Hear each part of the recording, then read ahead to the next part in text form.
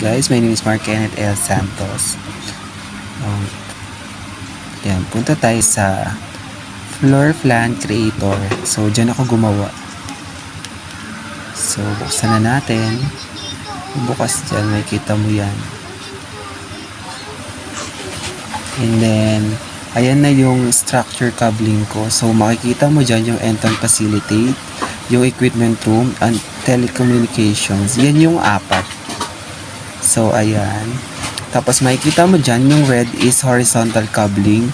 Tapos, yung blue naman is backbone cabling. Yan, makikita mo dyan. Ayan yung mga working area. Ayan. Sila yun. Tapos, punta na tayo sa 3D. Yung final na ginawa ko para makita nyo. So, ayun ang pinaka 3D namin. 3D ko na ginawa ko.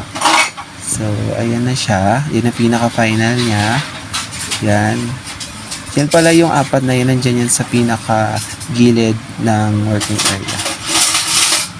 So, ayan na guys. Ayan na yung mga working area. Nakikita nyo naman.